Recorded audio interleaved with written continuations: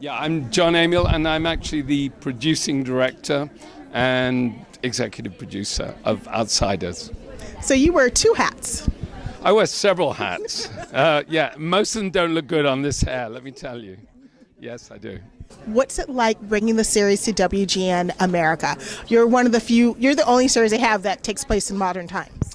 Yes, we are. I love working for WGN because in a sense, it's a boutique network. What that means is that you are a small fish, a big fish in a relatively small pond. You never feel that you're part of a production line. You never feel that you're dealing with a vast sort of panel of faceless executives. So it's a really nice place to work. Now it films in Pittsburgh. How did you choose that as the location to replicate the Appalachian Mountains? Well, the Appalachians themselves are, needless to say, very inaccessible and not very film-friendly. There's no infrastructure there. If the camera breaks down, you're kind of screwed. So Pittsburgh is a really surprising place. Apart from the fact that it's really beautiful, I actually love Pittsburgh. So go Pittsburgh, I mean it.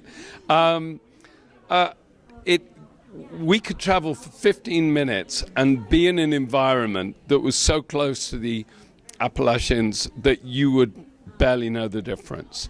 So Pittsburgh offered us, incredibly film-friendly environment, great tax breaks, and proximity of a small town.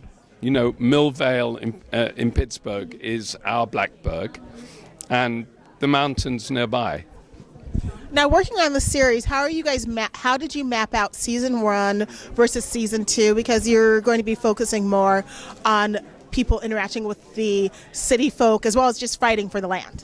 So, season 1 set up the core kind of conflict, the coal company versus the people in the mountain with the town caught in the middle. And the question was, how does that now start to impact each of them? So the world of the people of the mountain is riven really by those conflicts. So it's not just town against mountain or coal company versus the clan. We see now how each of those groups, even the people within the coal company themselves, start to get driven apart by the kind of conflicts that this has created. It's exciting stuff. It's a very exciting series, and it feels very real with what's been going on in the news. What was the inspiration for the general idea of the story? You should really ask Peter Mattei, who's the creator, but he has wanted to tell a story about a community of outsiders for a long time. And he came upon this idea. It allowed him to explore many, many ideas about, the conflict between big industry and environment, a lot of social issues, as well as exploring a lot of extraordinary kind of character conflicts. So it's an incredibly rich world. It's a sort of seam that I hope we'll keep mining for a long time. There's a lot of stories in it, and it's so rich, and it's such a large cast. How is it navigating when you have such a large cast on a show? Well, compared with Game of Thrones, I would say not such a large cast. No, we have a core group of about 10 actors. That's a lot, but it ain't, that vast. But we keep our eye very much on character. It's a story essentially that's driven by character. There's a lot of exciting plot twists.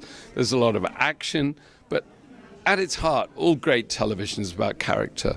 And when you keep your mind and your eyes on performance, on character, we have an incredible group of actors that do that for us as well, then it becomes kind of easy.